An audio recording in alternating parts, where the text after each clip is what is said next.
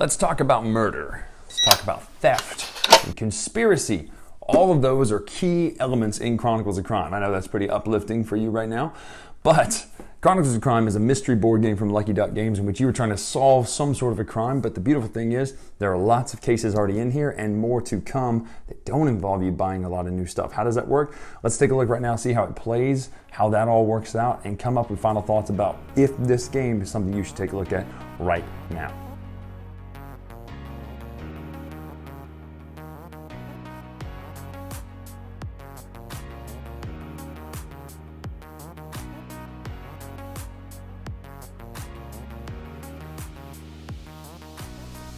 So this is the box for Chronicles of Crime, but the most important feature of Chronicles of Crime is not in the box, it is this app here.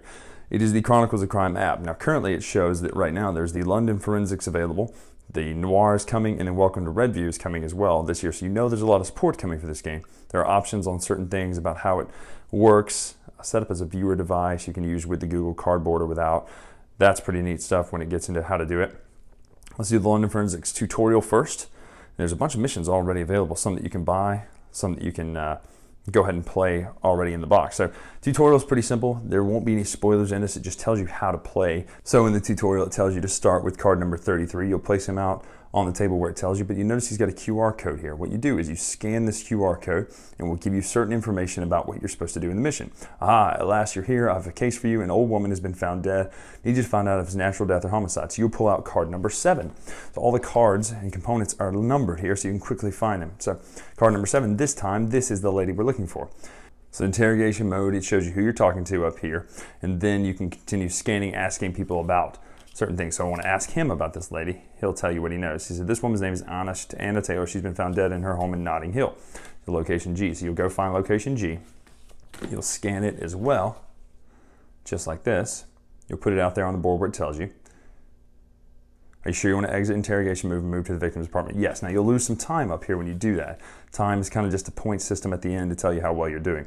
So it says you can set your actions carefully. You can do a search of her apartment. Now let's see if I can show you this. Search for clues. Now it'll be hard to do down here because normally you would put the VR glasses up to your face here, but we're going to try it just like this. So we'll do it without the VR glasses. And now you get to look around the room panorama style. So imagine if you were looking around it with the VR glasses, you'd be able to twist it and tilt it and stuff like that, and it would be held up to your face in 3D. So you can turn all the way around 360 degrees. Now what you'll do is you'll look at all the things around the room and you'll call those out to your friends to pull out of the evidence cards here. So there might be things like communication devices. If you see a phone, if you see a car, some sort of blood or tissue, gardening tools, firearms, bottles, footprints, tracks, papers, cords, devices, DIY tools, food, liquids, furniture. Let's see, there's one in here specifically that you probably just saw. So animals. If you saw that, after it's over, you would scan those clues to tell them that you found it. So it gives you a timer, 3, 2, 1, 0. Now if someone else wanted to do it, they could, so I'm going to say no. We go out here, and let's just scan the one that we saw of animals. Let's find it real quick and scan it and just show you what it does now. So it says you notice that there are victims' cats are dead. Found a clue. You'll lay it out on the board and then you'll keep doing that until you've solved the case. It's pretty much all you're going to be doing. You can go talk to your experts. You've got 4 people who you can talk to. You've got a forensics lab, you've got a morgue, you've got an intelligence bureau, and you have a criminology center. They can tell you things about psychology, about physical evidence, all sorts of things. So very involved, lots of locations you can go to, lots of these player cards who you can interact with and talk to, and their information will change based on what you know already. So that to me is a really cool fact.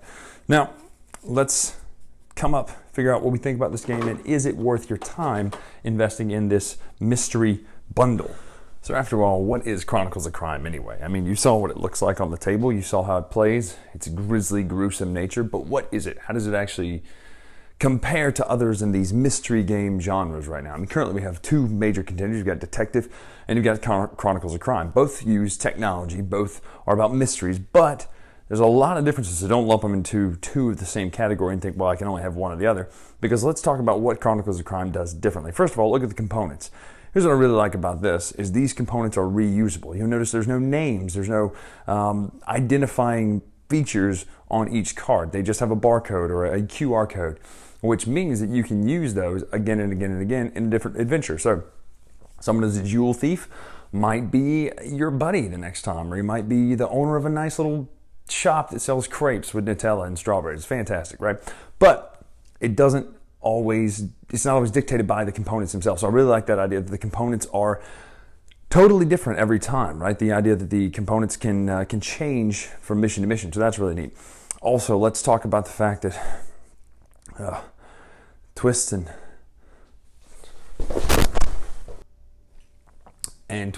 turns there are. Isn't that right, Wesley from The Princess Bride? Chronicles of Crime it's good because the missions keep coming. There's no set amount based on what's in the box because of the different components in there. You can use obviously the components like we mentioned, but there are multiple missions already in this box, plus the ones that you can do through downloadable content, plus they're releasing more and more and more. And the only thing you'll need more of eventually, obviously, is if they decide to release new little trinkets, which you can see in the insert, there are some spaces for new trinkets. But all of that about twists and turns, I can't tell you much about the actual stories themselves, but I will say they are nice and they're puzzly. And a couple of things are important to note when we kind of deal with these Luddite sort of conversations of don't mix your technology in my board games, don't mix your board games in my technology. One of the things that this one does really well is the fact that you could not do this. I think the closest thing you could get is the Robinson Crusoe cards upside down mechanic. But what you can do in this one is really neat, is because you're using your phone to scan a QR code and it kind of registers and tells you certain information. Once you've done something in the game, like if you've talked to a certain person, if you picked up a certain item or looked at a certain piece of evidence, well, now when you go and talk to somebody else, their information changes. Now, if you were dealing with just strict cards, that couldn't necessarily work, right? But because let's just say, total hypothetical, you pick up a scalpel and it's got fingerprints on it. Well, now you talk to your person at the lab and you've scanned the fingerprints, you find out they belong to Mrs. Seymour. Well, when you go and talk to Mrs. Seymour now, her conversation tree is totally different. And I think that's a really cool thing that technology allows you to do. Plus, the idea of doing the little virtual reality thing where you look around the crime scene and tell your friends what you spot, I think that's really cool. It adds a lot of depth to the type of gameplay that you can do. You're looking around, you're spotting things, you're finding things. So it takes a bunch of different components and ideas and things from other games, activities, and puts them into this one game. 60 to 90 minutes is pretty accurate unless you're getting up and making really fancy coffee during the middle of it. That will slow it down. But it says 1 to 4.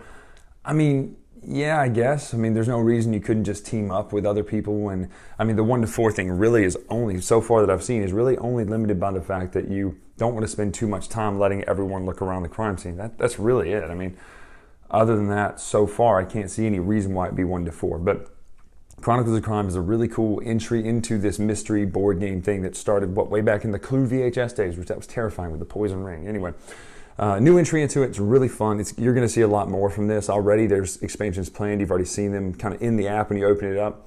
The app is good. The app's solid. It's easy to use. The only downside for me is that you have to constantly keep pointing your camera. And if you have auto scanning on and you accidentally scan something else, you're going to lose some time. If you don't have auto scanning on, you're going to have to keep hitting the button. So a couple pluses, couple negatives of that, the idea of the scanning on the QR codes themselves. The missions themselves are fun. They're puzzly. They go from easy to hard, and you do feel a little bit more on the hard ones. The easy ones are pretty easy so far, but enjoyed this quite a lot. So I'm going to be following Chronicles of Crime as it goes. I think you should too. If you like a good mystery, plus you can play it totally solo, which is nice. So fun mystery game, fun puzzly kind of times, the time stories feel of, oh my gosh, I can't believe that worked, or yep, that definitely is who we needed to go talk to. It's fun. So really enjoy this. You should go pick it up right now. Take a look at Chronicles of Crime. And I do recommend getting the little VR thing, because that really adds a lot to it, to be able to look in 3D at the holographic area there. So that's Chronicles of Crime. I'm Bryan Drake here on the Dice Tower at The Latest Retro on Twitter, Instagram. Make sure to follow us on there. And until next time, we'll see you. Thanks so much for watching the Dice Tower videos. Find more great videos and reviews, as well as our top-rated audio podcast at Dicetower.com. You can also find other great shows at DicetowerNetwork.com. I'm Eric Summerer, and you've been watching the Dice Tower. The Dice Tower